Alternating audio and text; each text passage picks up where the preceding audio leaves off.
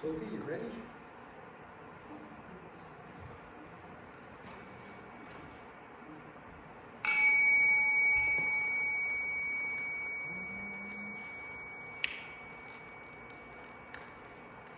We bring our minds into focus by sounding a bell that compels us to listen intently to catch the last vibrations of a fading sound.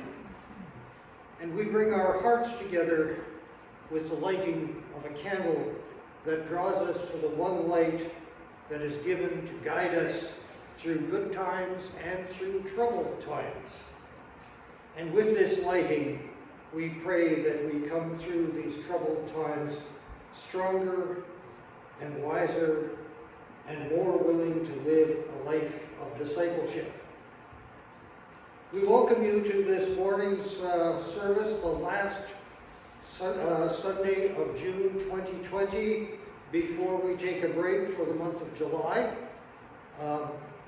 This is the last Sunday of Pride Month, so we are also celebrating Pride Day. We also welcome you to the first in-person service that we've had in several months. For our online congregation, please be assured that services will continue to be posted online so that you continue to get weekly messages from St. James United. And for this service, we are live streaming the whole thing. But when we resume our regular schedule on August the 9th, we could consider adding a Reader's Digest condensed version as a shorter service. Please feel free to comment through the Facebook messages about your preferences, and be assured that if people want the shorter service, it's only a half hour or so of extra work to develop it and post it. I have to admit that it's a little strange looking out onto a live audience, particularly when they're all wearing masks, and it's a little frightening.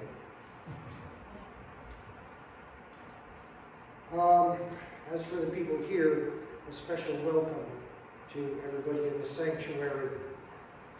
To be as safe as possible, we will do a couple of things differently. First, you need not stand during the hymns, because we will not be singing out loud. You are invited to open your hymnals to the appropriate page and follow along, meditating on the words as Bona plays the music. Bona will be doing a vocal solo later on. The second hymn is a vocal solo. There will be no collection plate passed around. Instead, a collection plate is here at the right-hand door, the one that we will use for exit, just to avoid congestion at the outer door. I will ask you to stand at the very final hymn and remain standing as you are able for the commissioning and benediction. And finally, of course, we won't be having refreshments as usual downstairs in the CE Center. We will be gathering outside on the lawn for our face-to-face greetings, or mask-to-mask greetings, without breaking our distancing. And hopefully we will all be safe.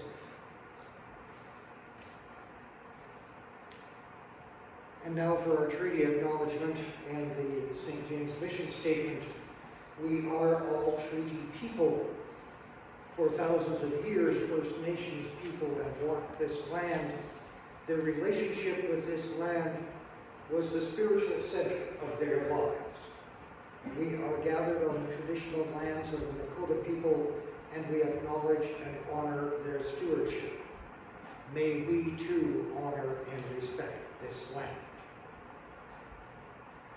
The mission of St. James United Church is to love God, promote Christian faithfulness, foster a spirit of understanding and service to our community, and to seek strength to grow and change as God calls.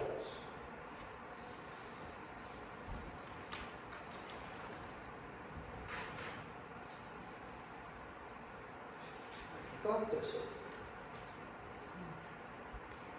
In your order of service, there is our opening prayer.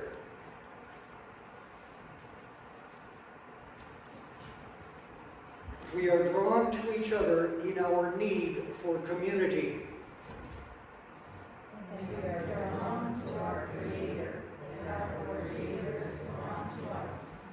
We cannot live alone without a connection to each other. And we cannot live alone without a connection to God. We greet one another with loving kindness. And as we greet our God, and God greets us. Please remain seated for Voices United 339, Gilded Sky. Follow the words in the hymnal as the music is played.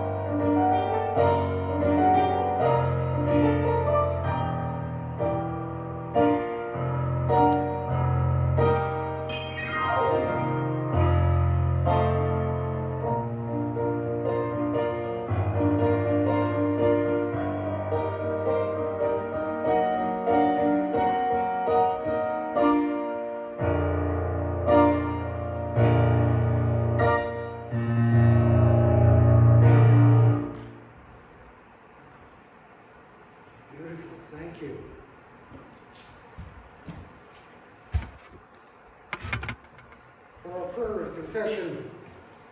Remember several months ago, before our lives were interrupted by the pandemic, we had established a pattern in our prayer of confession where I would make a general confession on behalf of all of us, and that you, the congregation, would respond with the words, "Thou showest."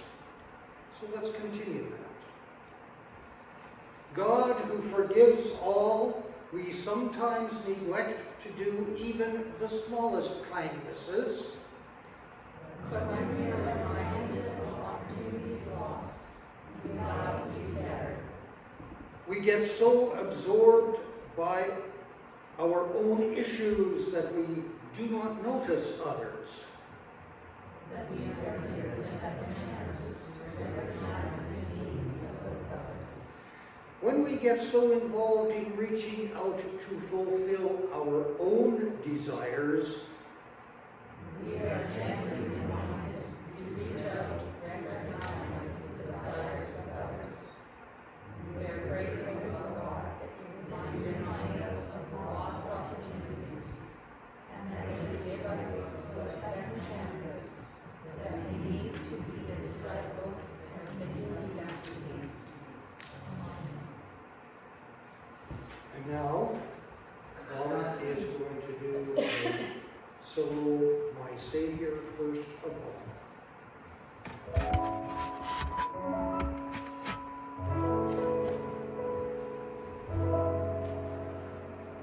Life's work is ended and I cross the swelling tide. When the bright and glorious morning I shall say, I shall know my Redeemer across the other side, and His smile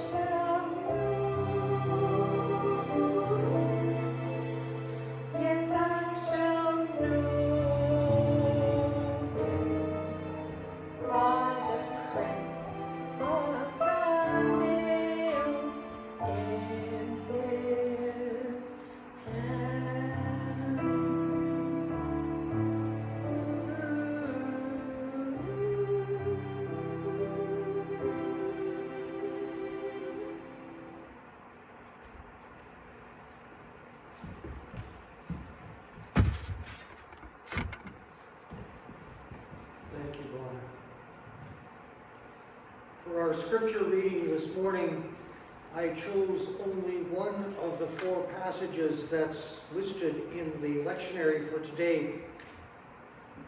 I chose to use Matthew chapter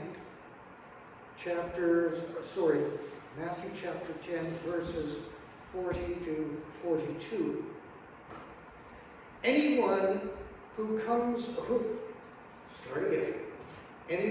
welcomes you welcomes me, and anyone who welcomes me welcomes the one who sent me. Whoever welcomes a prophet as a prophet will receive a prophet's reward. And whoever welcomes a righteous person as a righteous person will receive a righteous person's reward. And if anyone gives a cup of cold water to one of these little ones who is my disciple, truly I tell you, that person will certainly not lose their reward. I entitled my meditation this morning, All Those Little Things. I have to go back a bit. Poetry has always stuck in my brain. Jess and kids will tell you that every once in a while they just can't resist bursting out into poetry when a topic comes up. And this is poetry that I studied in my youth before the sensibilities and responsibilities of adulthood shuffled poetry out of my head and replaced it with all of those adult things like making a living and political action and world affairs. That stuff interfered with my poetry. And now I'm getting back to it. So the first few lines I want to quote, you might recall from your days way back. I think it was in the grade 9 curriculum, but I'm not sure. Whenever I walk to Suffern along the Erie track, I go by a poor old farmhouse with its shingles all broken and black. I suppose I've passed it 100 times, but I always stop for a minute and look at the house, the tragic house, the house with nobody in it. Now these are the opening lines of The House with Nobody in It, written by Joyce Kilmer over a century ago. And it reflects the reality of the way some of us have lived our lives, alone and empty. I know that emptiness, and I know the fear that I had that if I ran the risk and tried to fill that emptiness with people, I might be rejected, and that would be the worst possible outcome. I too, like Joyce Kilmer, used all kinds of excuses not to take that risk. Later on in the poem, Kilmer wrote, if I had a lot of money and all of my debts were paid, he goes on from there, he's bemoaning the fact that he cannot do anything because he just doesn't have the bucks.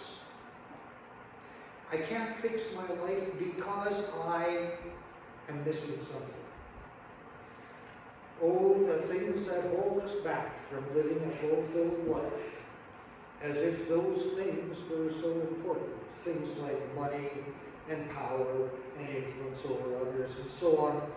So just like the poet, we can settle for the memory and the nostalgia, and so I will skip to the final lines of the poem. The last stanza says, and it's kind of tragic, so whenever I go to Suffern along the Erie track, I never go by that empty house without stopping and looking back Yet it hurts me to look at the crumbling roof and the shutters fallen apart, for I cannot help thinking the poor old house is a house with a broken heart.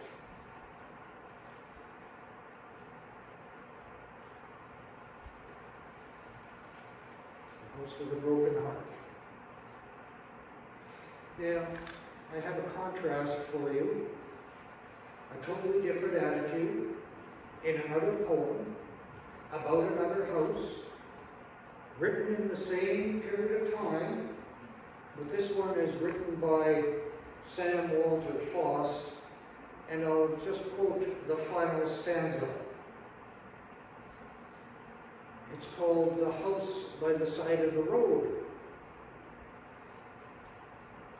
Foss says, "Let me live in my house by the side of the road, where the race of men goes by. They're good, they're bad, they are weak, they are strong, wise and foolish, but so am I. Then why should I sit in the scorner's seat or hurl the cynic's ban? Let me live in my house by the side of the road and be a friend to man." So there's the choice that each of us makes at some point in our lives, to walk by an empty house or an empty person, just like Kilmer, and not do anything to help out, or, like Foss, to live in a house by the side of the road and be a friend to man. The fact that we are here this morning in this house tells us that we have made our decision, or at the very least, we know what we would like that decision to be. Or if people are at home participating in this service via the interweb, it's the same deal. The decision has been made already, and even if you are not yet fully committed, you and I have talked about this before, we know that one small yes to God, even yes, I will watch this video, that's the beginning. In this life, we are always exactly where we are supposed to be. I am convinced of this. Just as I am convinced that we are all doing the very best we can do all the time, right at this moment.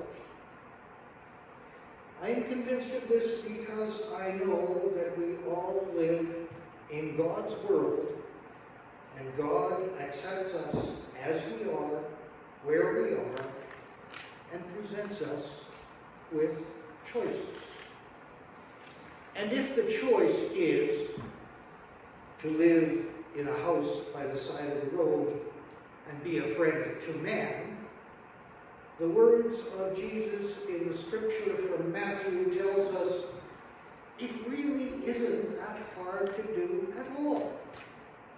It's not doing a huge thing like giving thousands of dollars to charity or finding a vaccine for COVID-19.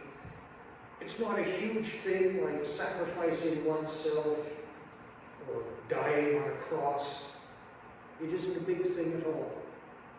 It's a cup of water to a thirsty traveler. It is welcoming a stranger. Little things. In the words of Harold Kushner in his book, When Bad Things Happen to Good People, it's cleaning up the chaos in one's own life and just a little bit of the chaos around. That's all.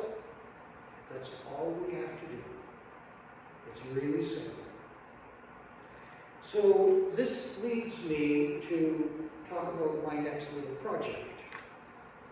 A couple of weeks ago, 8 of us got together for a book study on the book of James, a Bible study, the book of James.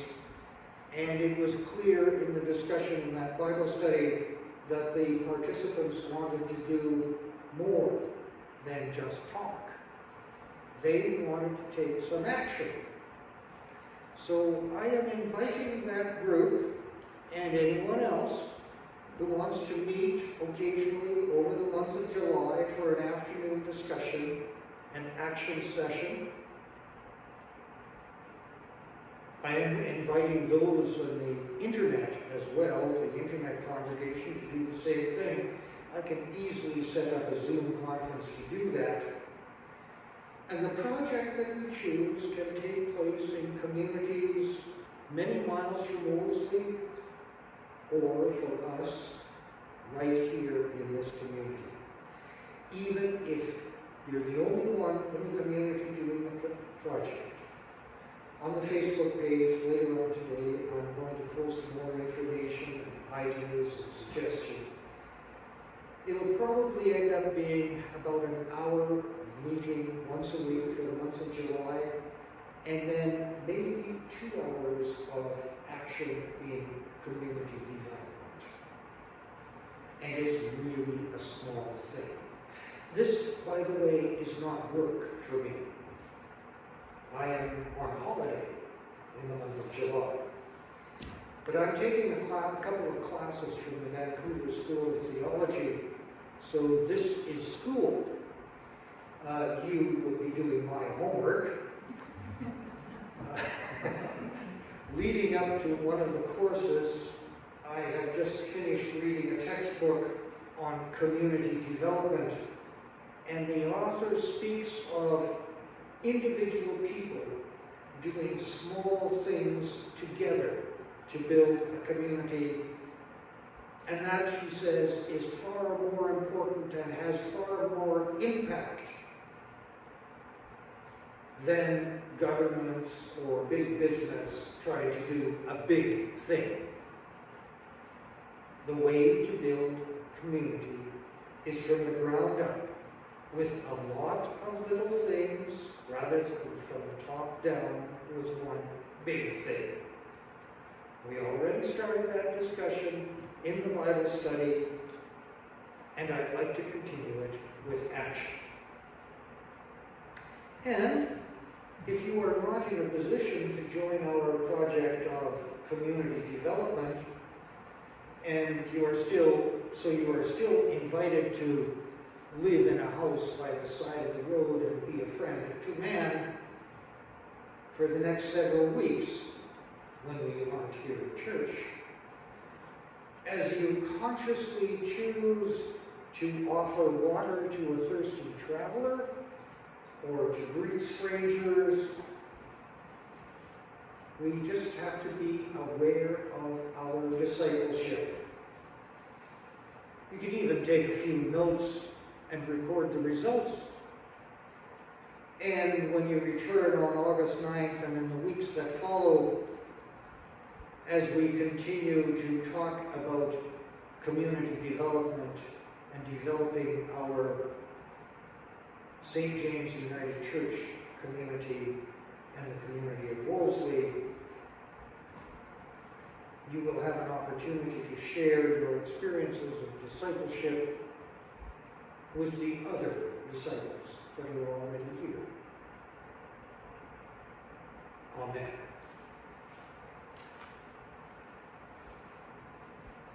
And now we're going to do Voices United 266.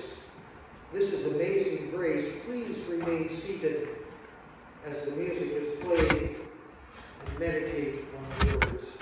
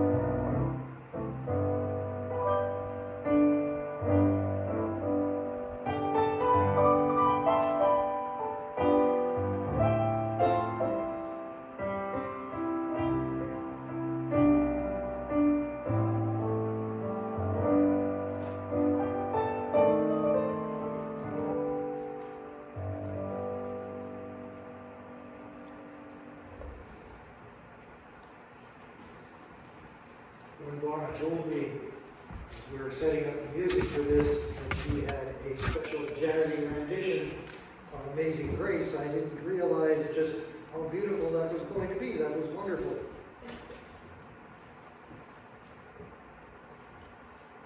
In our prayers for the people this morning, I want us to remember the needs of Lawrence and Donnie Gorniak, and their grandson, who had an accident and some injuries a week ago. I haven't been able to contact them to find out the extent of his injuries. And if anybody knows, please let the rest of us know afterwards.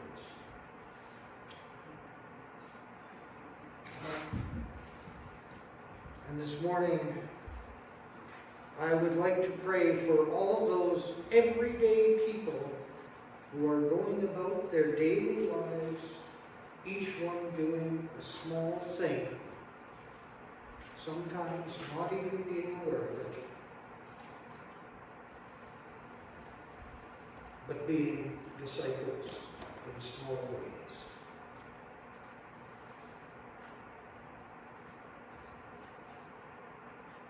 And I would like to pray for all those who are on the verge of committing to consciously and conscientiously doing small acts of disciples each day, just to get into the habit.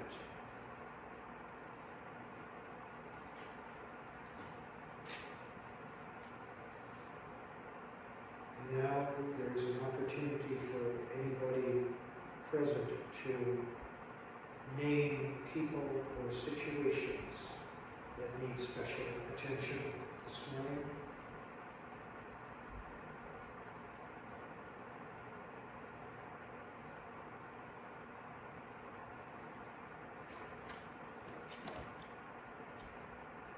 So we will end the prayers for the people with Our Father, who art in heaven, hallowed be thy name.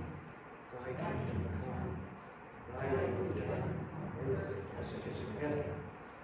Give us this day our daily bread, and forgive us our trespasses, as we forgive those who trespass against us. And lead us not into temptation, but deliver us from evil. Thine is the kingdom, power, and glory, forever and ever. Amen. Just a reminder in the announcements that we will not be having services here at the church during the month of July. I will be having a stay-at-home holiday until August the 9th, and using some of that time for my 2 courses from Vancouver School of Theology, and for some relaxing day trips. In case of emergency, you can still call me on my cell phone. Please do so. And from time to time, I will continue to post items of interest on the St. James Facebook page, and certainly I look forward to meeting with people and working on some community development as part of my school. For our closing hymn, we are going to do More Voices, number 1, Let Us Build a House.